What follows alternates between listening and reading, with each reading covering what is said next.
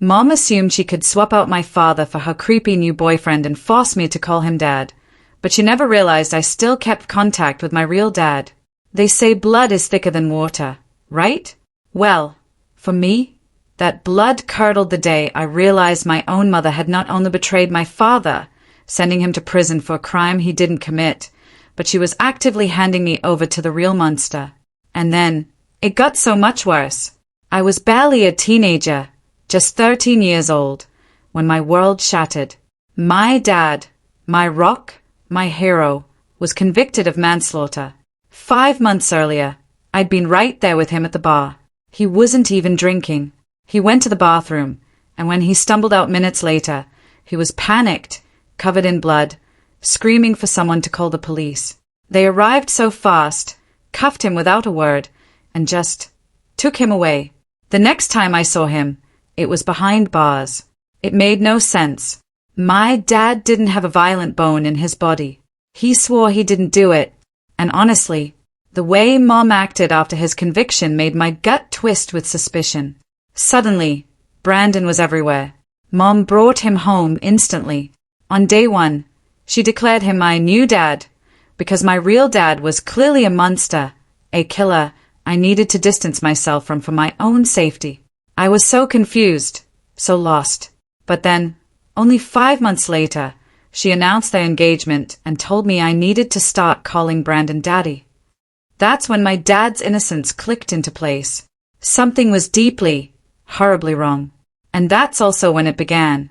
Brandon got comfortable. He'd stare at me while he ate, his eyes lingering too long, saying things like, "You're growing up so fast, becoming such a pretty young woman." It made my skin crawl. The worst part, my mom thought it was sweet. When I finally found the courage to tell her Brandon made me uncomfortable, she just brushed me off, called me dramatic. But I must have planted a seed of doubt, because that night, after she was asleep, Brandon snuck into my room. He grabbed my wrist, hard enough to leave marks, and his voice was a low, chilling whisper. "You know what happens to naughty girls who snitch." Terror froze me. I knew then I couldn't trust my mom. I kept his secret, and mine. My secret was Dad. I started writing letters to him, hiding them between textbook pages and mailing them from my friend's house after school. He'd write back through the prison email system to an account I'd secretly set up. It was my only lifeline. Things spiraled on a particularly awful Thursday. I came home from school to discover Mom had changed my last name on all my school records to Brandon's. Without telling me. "You'll thank me when you're older," she said, as if this was some grand favor.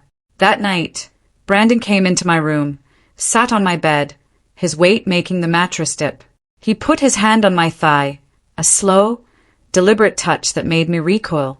"You should be grateful," he purred, "to have a dad who cares." I shoved him away, scrambled to the bathroom, and locked myself in until he finally left. I wrote to Dad about it. The letter I got back, it was on real paper this time, not email. Parts of it were damp, translucent. He had cried. That almost broke me. But there was one thing I still clung to, a chance to see him. His birthday was coming up. I remember enthusiastically asking Mom, pleading with her, "I know you don't like him, but it's his birthday. Just today, just for a few minutes. Please." But no. It was worse than no.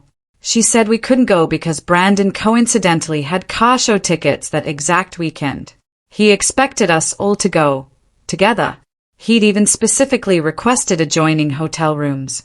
When I insisted I'd rather visit Dad, Mom exploded. "He's a killer. You are not visiting a murderer." When I retorted, "He's innocent. He's still my dad," Brandon backhanded me across the face. Mom watched. She said nothing. I was forced to go that weekend. And while I was sleeping in that adjoining hotel room, the absolute worst happened. Brandon snuck in. He was drunk, and this time, he didn't restrain himself to just a thigh grab. His hand went all the way. I had never felt so disgusting, so utterly violated and humiliated. I remember traveling home feeling broken, numb. To make matters worse, that very week, Mom found the hidden letters from Dad. She burned them in the backyard, her face cold. As punishment for communicating with him, she took my bedroom door off its hinges for monitoring. Of course, Brandon saw this as an invitation. He would stand in my doorway at night, watching me sleep. That was my breaking point. I remember sneaking into the school library after hours the next day.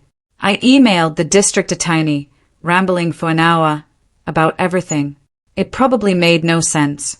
I didn't even know what I expected, or if I wanted anything at all. I was just numb. But then, 2 weeks later, I got a reply.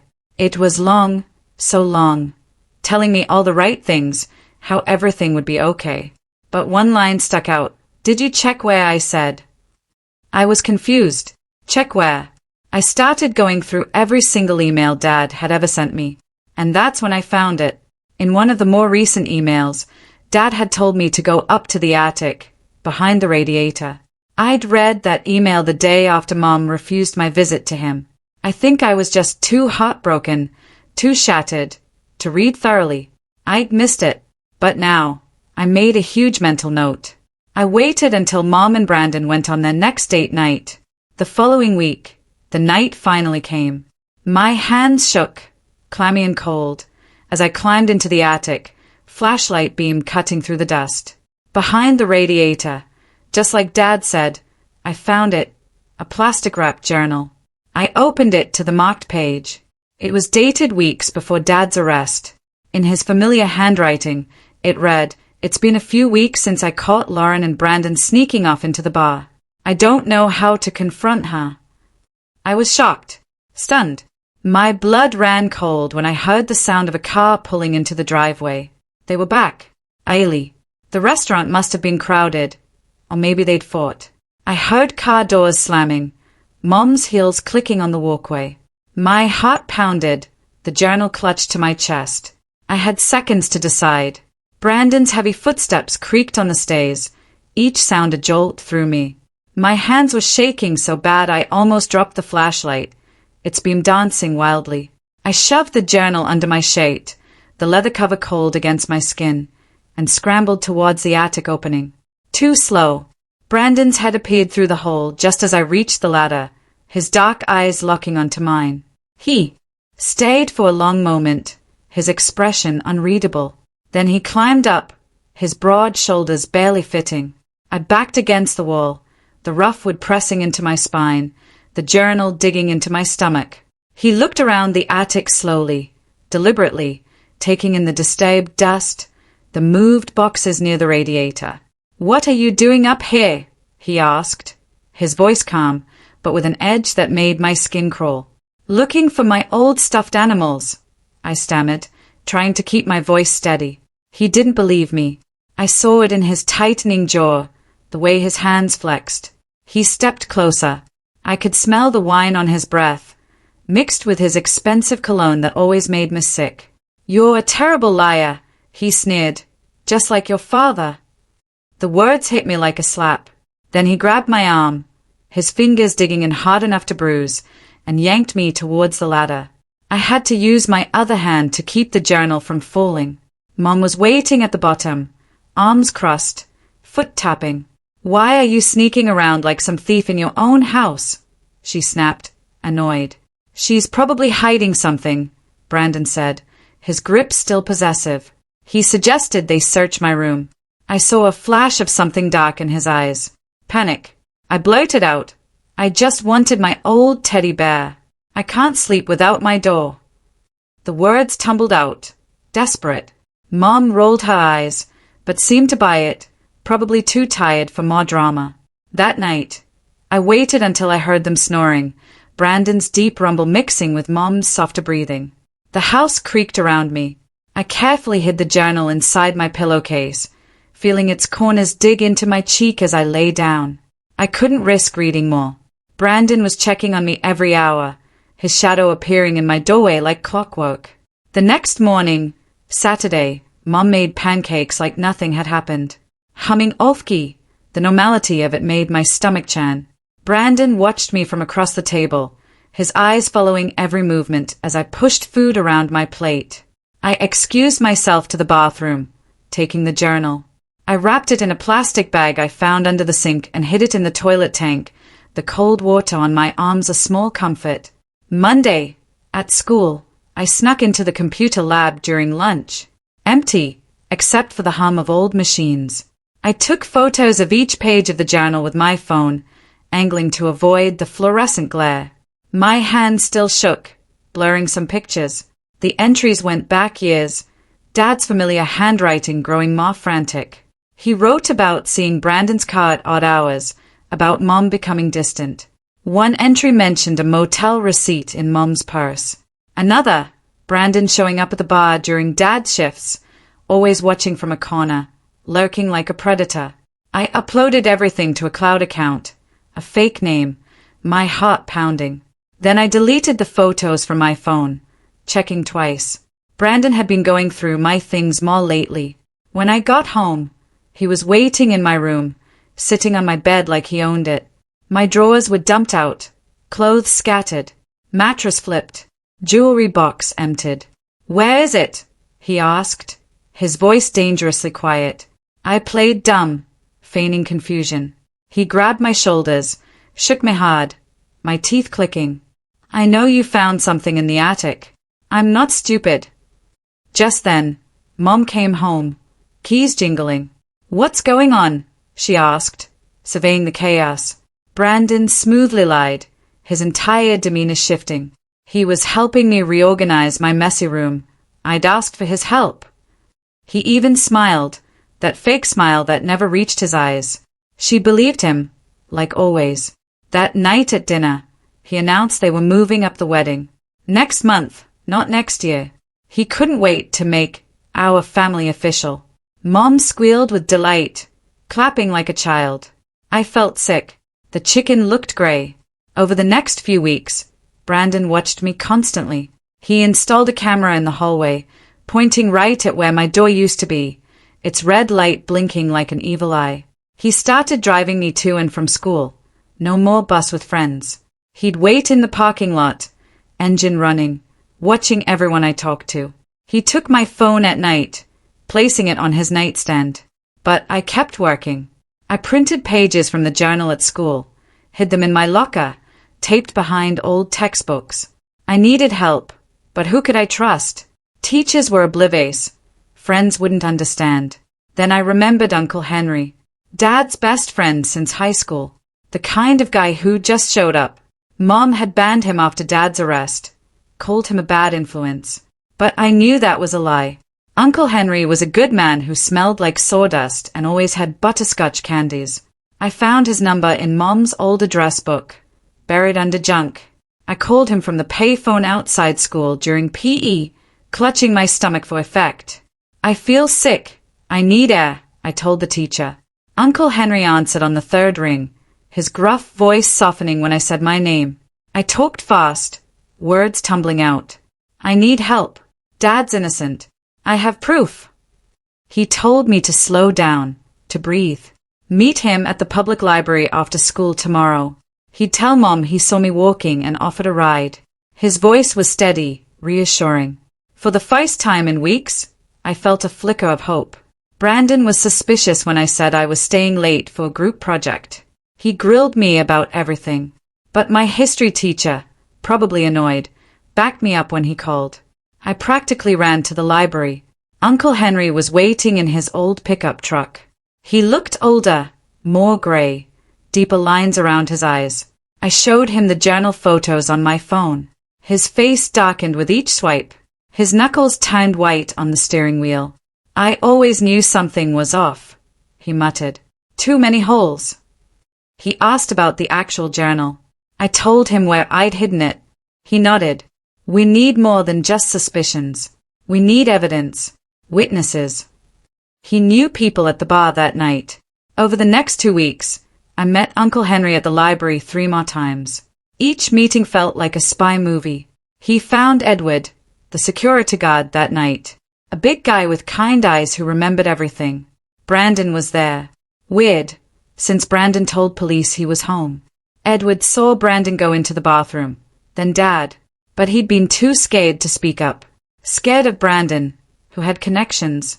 Uncle Henry found Caroline, The bartender. Curly red hair, sharp memory. Brandon had been coming around for weeks, asking about Dad's schedule, pretending to be friendly. She remembered Brandon ordering a whiskey, then disappearing before the body was found. She'd made the 911 call. The breakthrough came with Brian, the bar manager, an older guy, run the place for 20 years. Brian mentioned they'd upgraded security a month before.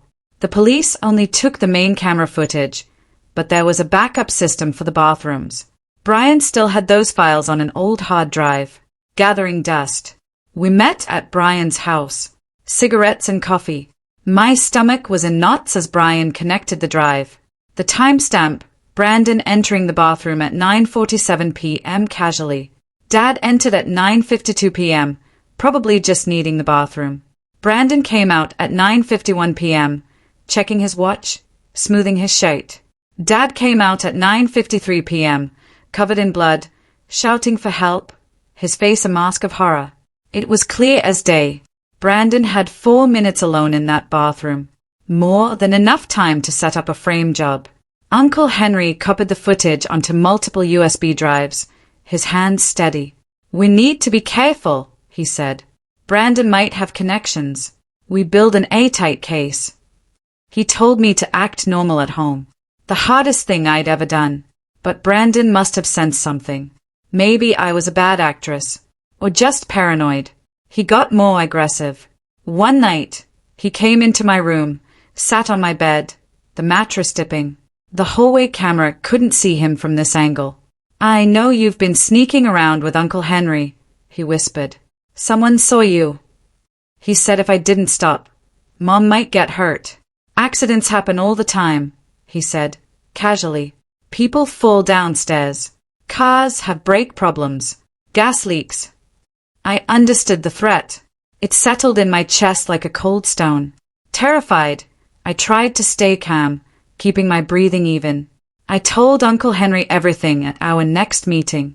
He said we had to move faster. He'd contacted Dad's lawyer, who was excited, but cautious.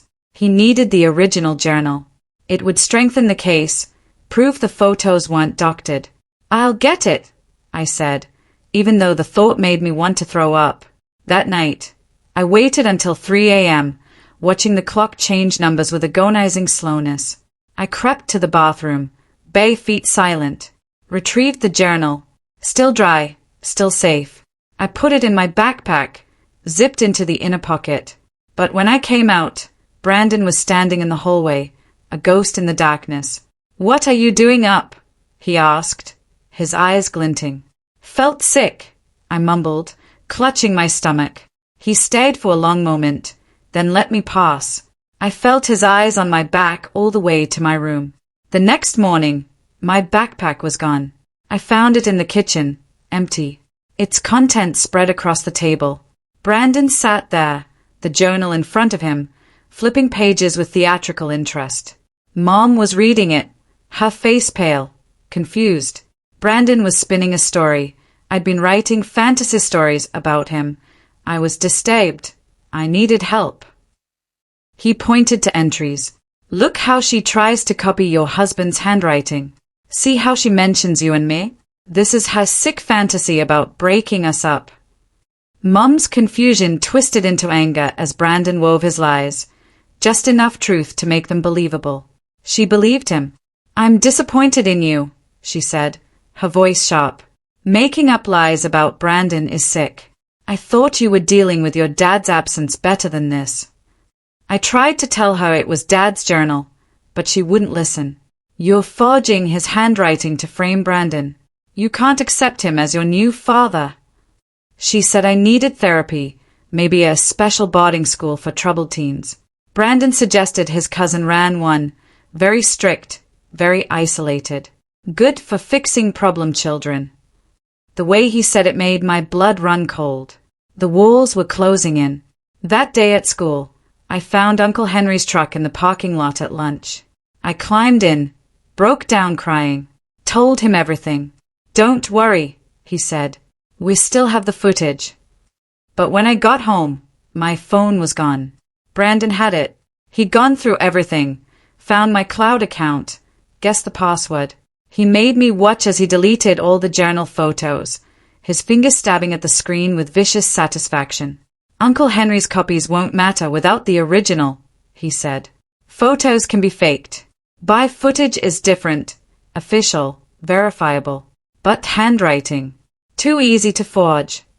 That night, Mom told me I was leaving for boarding school on Monday. This special place would help me deal with my delusions about Brandon. 1,000 miles away. No phones. No outside contact for 6 months. This was his plan. To shut me up, for good. To make me disappear. Saturday morning, I managed to slip out.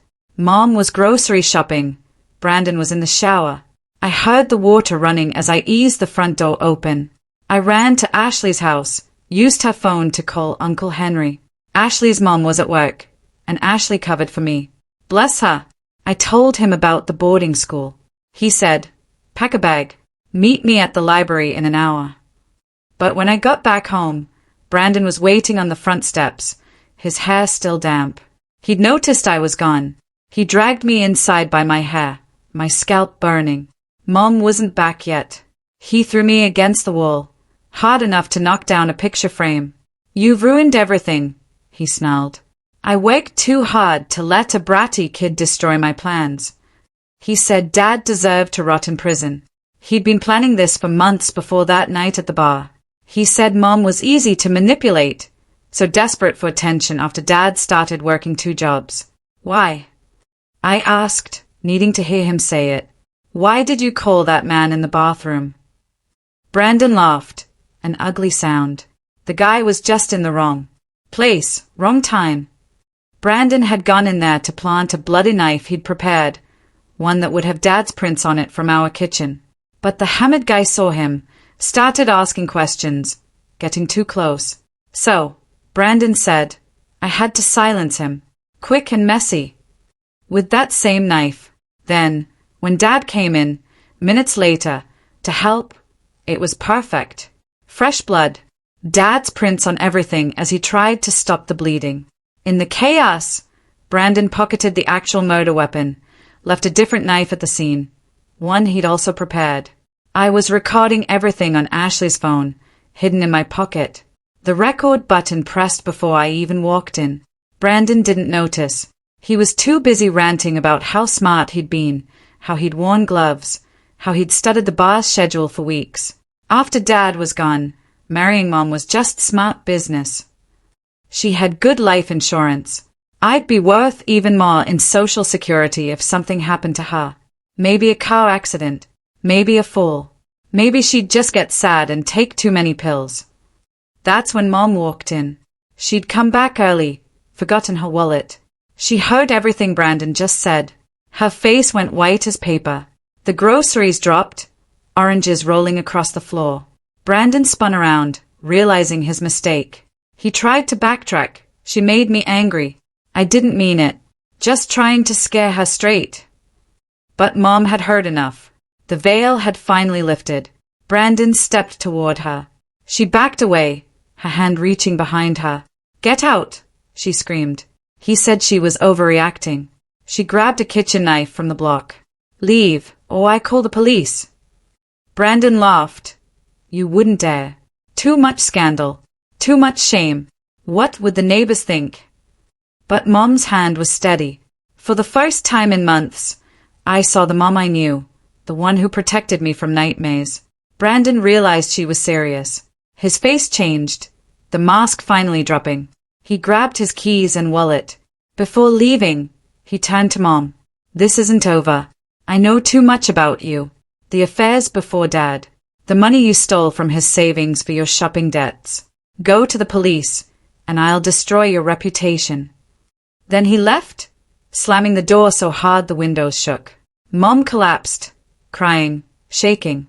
I sat next to her, showed her the recording. She listened to Brandon's confession again, her face crumbling with each word. I'm sorry, she sobbed. I was so stupid. I failed you, and Dad. I told her we needed to call the police now, but she was scared of Brandon's threats, scared of losing everything. I called Uncle Henry. He was there within minutes, the bar footage on a USB drive. We sat Mom down, showed her everything, the journal entries, screenshots, the security footage, the notarized witness statements. Mom threw up. She'd been sleeping next to Dad's killer, planning a wedding with him. She finally agreed to call the police. 2 detectives arrived, professional, but kind. They offered Mom tissues, spoke gently to me. They listened to Brandon's confession multiple times, watched the bar footage on our laptop. They took the journal as evidence, handling it with gloved hands. One detective admitted they'd had doubts about Dad's case. The forensics never quite added up, but pressure to close the case was intense. Brandon's confession filled in all the gaps. They put out an arrest warrant for Brandon that night, but he disappeared. His apartment empty, cleaned out, his car gone. The police said not to worry, they'd find him. They put a patrol car outside our house. Mom and I didn't sleep. We pushed the couch against the front door, sat in the living room with all the lights on, jumping at every sound. The next morning, Uncle Henry called. His construction buddies had spotted Brandon at a motel 2 towns over, trying to pay cash. The police were on their way. By noon, he was in custody. He tried to run but didn't get far. They found evidence in his car linking him to the original murder weapon. He'd kept the actual knife for years, like a sick trophy, hidden in a lockbox in his trunk. The knife at the crime scene had been a decoy, but the real one still had traces of the victim's blood in the handle's crevices. Brandon denied everything at first. Said I'd faked the recording with AI. That Mom was lying to protect me. But the evidence was overwhelming. The bar footage showed him. His fingerprints were on the real murder weapon. The forensics that hadn't matched Dad suddenly made perfect sense for Brandon. Even the angle of the wounds matched Brandon's height. Faced with everything, he finally broke. He confessed fully in exchange for a plea deal. Admitted to planning the whole thing, framing Dad, manipulating Mom. Even admitted to other crimes, in other states. The detective said Brandon was a serial predator, getting away with it for years. Dad's lawyer filed for an emergency appeal. The judge reviewed everything, ordered Dad's immediate release. After 8 months in prison for a crime he didn't commit, Dad was coming home. Mom and I drove to pick him up. Silent ride, radio playing softly. Mom kept crying. I didn't know what to say. When the prison gates opened and Dad walked out, he looked smaller, thinner, older, more gray hair. But his eyes lit up when he saw me. I ran to him, hugged him tighter than I'd ever hugged anyone. He smelled different, like industrial soap and sadness, but he was still my dad. He held me, cried into my hair, whispering he'd missed me so much, never stopped believing I'd know the truth. Mom stood back, unsure. Dad looked at her for a long moment, then said they'd talk later. Right now, he just wanted to go home. The drive back was quiet. Dad asked small questions. How was school? Had I grown taller? Was my favorite restaurant still open? Normal dad questions, but they felt anything but normal after everything. We got home. Dad just stood in the doorway, memorizing everything. The house looked different without Brandon's stuff. Mom had thrown out anything he'd touched, leaving weird empty spaces. Dad walked through each room slowly, running his fingers over furniture, picking up picture frames Mom hadn't replaced. That first night was awkward as hell. Dad slept on the couch, even though Mom offered the old bedroom. I heard him moving at 3 a.m. Couldn't sleep. I found him in the kitchen, making coffee with shaking hands. We sat at the table in silence until he finally asked if I was okay. Really okay. I told him about Brandon. Everything. He listened without interrupting, his jaw tightening. When I finished, he said he was sorry he couldn't protect me. I told him it wasn't his fault. The next few days were a blur of lawyers and paperwork. Dad's record was being cleared, not just overturned. Talk of compensation for wrongful imprisonment, but Dad didn't care about money. He just wanted his life back. Mom kept trying to talk to him, following him around, but he wasn't ready. He'd answer in one word, find excuses to leave. Brandon's trial date was set for 6 months out. The prosecutor said he'd get life without parole. They'd linked him to 3 other murders, similar patterns. Framing someone close, then comforting the family. The detectives said we were lucky his other victims hadn't survived. I went back to school. Everything felt different. Kids whispered. Everyone knew about Brandon and Dad. Ashley stuck by me. A few other friends who mattered. Teachers were extra nice, which almost made it worse. I didn't want pity. I just wanted normal. But normal was gone. Probably forever. Dad started working construction with Uncle Henry. Manual labor, he said. Cleared his head. He'd come home exhausted, covered in dust, but calmer. He started seeing a therapist too, for wrongful conviction trauma. He didn't talk about the sessions, but they were helping. He stopped flinching at slamming doors, stopped checking locks obsessively. Mom moved out after 2 weeks, rented a small apartment, said she needed space. I was relieved. The tension between her and Dad was suffocating. She betrayed him in the worst way, even if Brandon manipulated her. Some things you can't come back from. She asked if I wanted to stay with her sometimes. I said no. I needed to be with Dad. The divorce papers came a month later. Dad signed them without reading. Just wanted it over. Mom gave him everything. The house, the car, full custody of me. Her guilt was eating her alive. She started seeing a therapist, trying to understand how she'd been so blind. I felt bad for her sometimes. But then I'd remember how she chose Brandon over Dad. How she didn't believe me. And the sympathy would dry up. Uncle Henry became a regular. Brought his kids over on weekends. Cookouts, like old times. His twins, Elijah and John, idolized Dad. They didn't care about his past, just that he could throw a football and tell funny stories. His daughter, Deborah, was my age. We got close fast. She understood what it was like to have your family turned upside down. 3 months after Dad got out, I had to testify at a pre-trial hearing. The prosecutor said my testimony would help ensure Brandon couldn't claim insanity. I wore my nicest dress, the blue one Dad bought me 2 years ago. My hands shook as I swore to tell the truth. Brandon sat at the defense table, in an orange jumpsuit, looking smaller. He tried to catch my eye, but I stared straight ahead. I told them everything. The threats, the touching, the night at the hotel. The judge had to call a recess when I talked about finding Dad's journal, because I started crying too hard to continue. Dad wasn't allowed in the courtroom, but Uncle Henry was there. He gave me a thumbs up from the gallery. You're brave. You can do this. Brandon's lawyer tried to make me look like a confused kid, asking if I'd misunderstood Brandon's intentions. I stayed calm, repeated what happened. The prosecutor showed the recording from Ashley's phone. Brandon's face went gray. His lawyer asked for a plea deal that afternoon. 25 to life. The prosecutor said, no way. After the hearing, reporters swarmed us. Dad shielded me. They shouted questions about forgiveness, about moving forward. We didn't answer. There was nothing to say that would make them understand. This wasn't entertainment. It was our life. Mom started sending me letters. Long, rambling apologies. How she'd failed as a mother. How she should have seen the signs. I read the first few, then started throwing them away unopened. Dad said I should consider forgiving her eventually, for my own peace. Not hers, but I wasn't ready. Maybe I'd never be ready. She'd chosen a monster over her own family. Some things are unforgivable. Brandon's actual trial was brutal. They brought in his other victims' families. Pattern after pattern.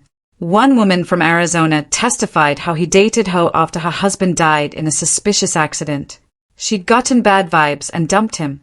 Probably saved her life. Another family from Nevada talked about their son, saving time for murder that sounded exactly like Dad's case. The prosecutor said they were reopening that case too. Dad testified on day 3. His only suit, the one from his wedding. He talked about finding the body, trying to help. The confusion of his arrest. Prison. Missing my birthday. Writing letters I'd never get. His voice broke when he talked about the day I was born, how he promised to always protect me and felt like he'd failed. Brandon took the stand on day 5, against his lawyer's advice. He tried to paint himself as a victim, but under cross-examination, his story fell apart. He contradicted himself, got angry, showed his true face to the jury. When the prosecutor asked about his plans for me and Mom, he refused to answer. His own lawyer looked defeated. The jury deliberated for 2 hours. Guilty on all counts. Murder, conspiracy, fraud, attempted assault on a minor. The list went on. The judge sentenced him to life without parole. Consecutive sentences. Brandon didn't react, just stayed at the table. As they led him out, he looked at me one last time. I stayed back, wanting him to see he hadn't broken me, that I'd won. Dad and I went to his favorite restaurant, the little Mexican place that still had his picture on the wall. The owner hugged him, said the meal was on the house. We ate in comfortable silence, both exhausted but relieved.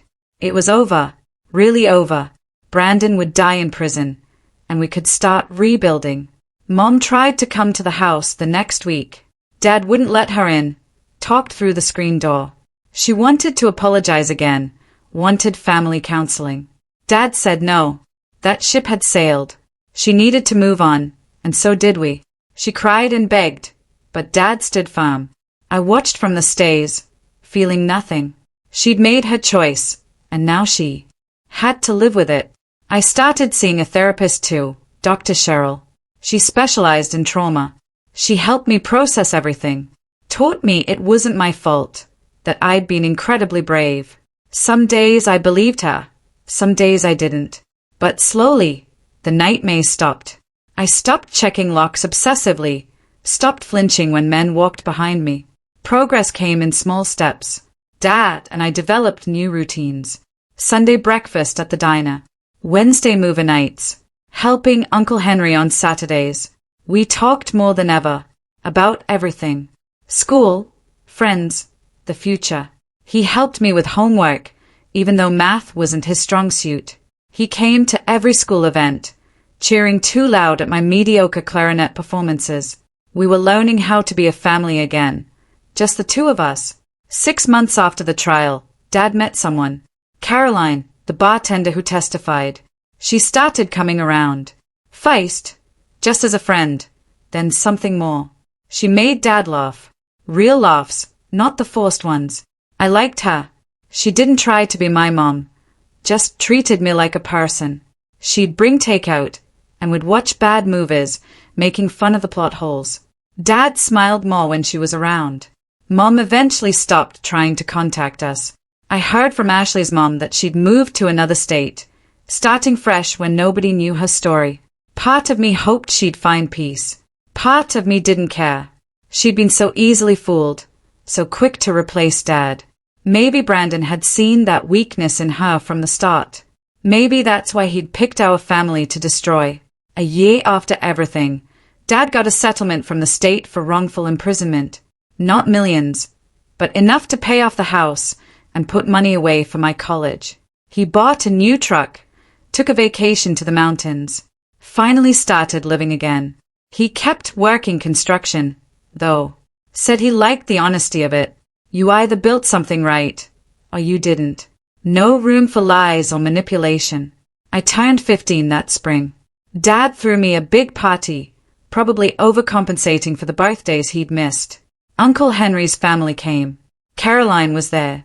Even some kids from school showed up. We had a bounce house, ridiculous for teenagers, but nobody complained. Dad grilled burgers and told embarrassing stories about when I was little. For a few hours, we felt like a normal family having a normal party. That night, after everyone left, Dad and I cleaned up the yard in comfortable silence. He thanked me for believing in him, for never giving up. I told him I always knew he was innocent, that he wasn't capable of hurting anyone. He hugged me tight, said I'd saved his life. We both cried a little, but it was the good kind of tears, the healing kind. Life went on. I made honor roll, started dating a nice guy named Rory from my chemistry class. Dad threatened to clean his shotgun when Rory came over, but he was joking, mostly. Caroline moved in after a year, bringing her cat, Mr. Whiskers, who immediately claimed Dad's chair. We became a weird little family, built on shared trauma, but held together by choice and love. Brandon died in prison 2 years later. Heart attack, the letter said. He was 43. I felt nothing when I read it. Just closed the letter and went back to my homework. Dad asked if I was okay. I said, yeah, I really was. Brandon had been dead to me since the day they sentenced him. His actual death was just paperwork, nothing more. Mom sent a card for my 18th birthday. Just signed it, love, Mom. No return address. I kept it, for some reason, tucked in my desk drawer with other things I couldn't quite throw away. Dad said maybe someday I'd want to find her. Make peace. Maybe he was right. Or maybe some bridges were meant to stay burned. Time would tell. I got into college on a full scholarship, planning to study criminal justice. Maybe become a lawyer, help other families torn apart by lies. Dad cried at graduation, embarrassing me in front of everyone. Caroline took 1,000,000 pictures while Uncle Henry's family cheered from the bleachers. My chosen family, the one that stood by me when everything fell apart. The night before I left for college, Dad and I sat on the porch swing, watching fireflies. He told me he was proud of me, that I'd become an amazing young woman despite everything. I told him I loved him, that he was the best dad anyone could ask for. We sat in comfortable silence. No need for more words. We'd survived the worst thing imaginable and came out stronger. That was enough. Looking back now, I sometimes wonder what would have happened if I hadn't found Dad's journal that night. If Brandon had succeeded in sending me away. If Mom had married him. If Dad had died in prison believing nobody cared. But I did find it. I did fight back. And sometimes that's all you can do. Fight for the truth and hope someone listens. In our case, they finally did. Have you ever faced a situation where you had to fight so hard for the truth, even when everyone else doubted you? I'd really love to hear your thoughts and experiences in the comments below.